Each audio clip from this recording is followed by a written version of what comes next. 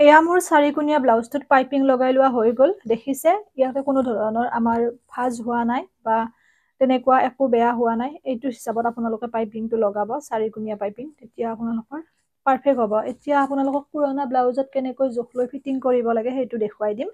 আৰু পুৰণা ব্লাউজত জোখ লৈ কেনেকৈ আপোনালোকে কি জোখত ব্লাউজটো চিলাব সেইটো যদি মই ক'বলৈ যাওঁ, এইটো জোখত মোক এইটো ব্লাউজ চিলাব দিছিল, গতিকে আপোনালোকক মই দেখুৱাই লৈছোঁ। ওলোটা ফালৰ পৰা নল'লেও কথা নাই, ভাল ফালৰ পৰাই ল'ব, লৈ পেলাই খুব সুন্দৰকৈ ফিটিং কৰি ল'ব ব্লাউজটো, মানে হুক লগাই ল'ব। হুক লগাই লৈ যদি হাতো যদি একে চাইজত দিব দিছে, হাতখনৰ দীঘলটো আপোনালোকে চাই ল'ব কিমান দীঘল আছে, সেই অনুপাতে আপোনালোকে দীঘলটো দিব। আৰু বাকী ফিটিংটো যদি আপোনালোকে কোনটো জোখত চিলাম বুলি ভাবে ব্লাউজটো, ফিটিংটো পিছতো কৰিব পাৰিব।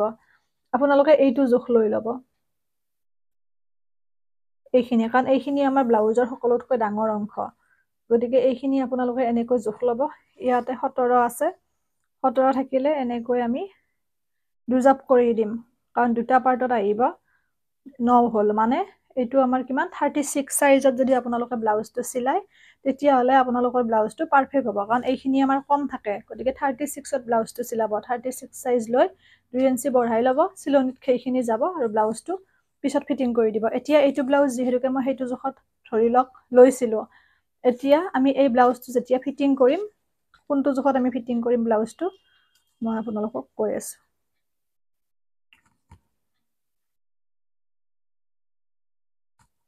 এনেকৈ আপোনালোকে এয়া 14 আছে, ব্লাউজটো লুটিয়াই ল'ব।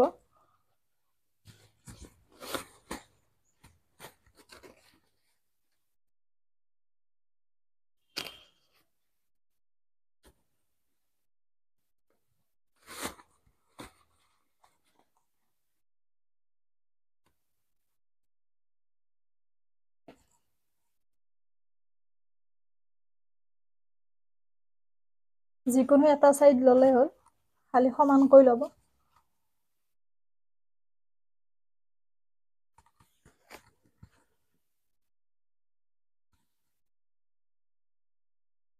ব্লাউজটো এনেকৈ লুটিয়াই ল'ব। লুটিয়াই লৈ আমাৰ 14 আছিলে, গতিকে আমি 14 ৰাখিব লাগিব এইখিনি।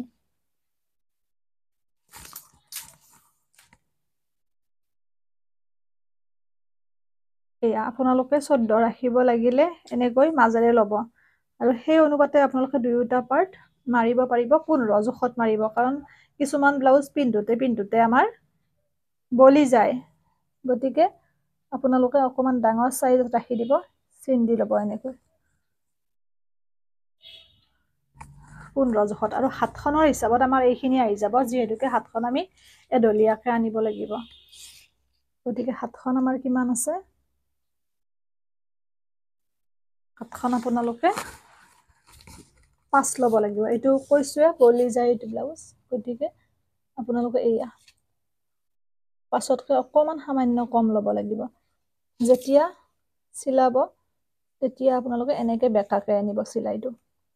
এইখিনি কাপোৰ ৰাখি দিয়াৰ বিনিময়ত কেতিয়াবা শকত হ'লে পিন্ধিব পৰা যাব এই হিচাপত।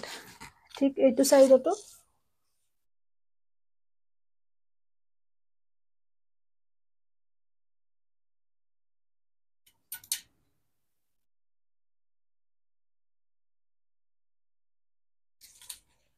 এনেকৈ আনি পেলাই চিলাইটো মাৰিব, তেতিয়া ব্লাউজটো ফিটিং হ'ব। আশা কৰোঁ বুজি পাইছে। এতিয়া আমি চিলাই দিম এইখিনি। এনেকৈ ফিটিংটো কৰি দিব আপোনালোকে, 2-3টা চিলাই মাৰি দিব, যাতে শকত হ'লে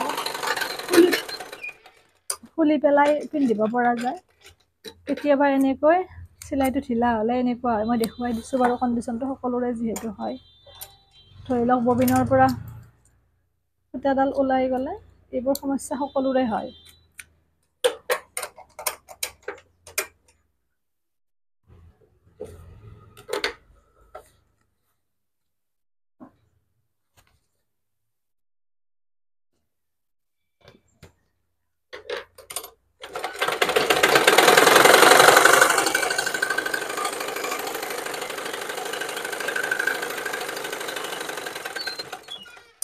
এনেকৈ 2-3টা চিলাই মাৰি দিব। ঠাই অকণমান বেছি ৰাখিলে ভাল, কাৰণ ব্লাউজবোৰ যাতে পিন্ধিব পৰা হয় বহুদিনলৈ।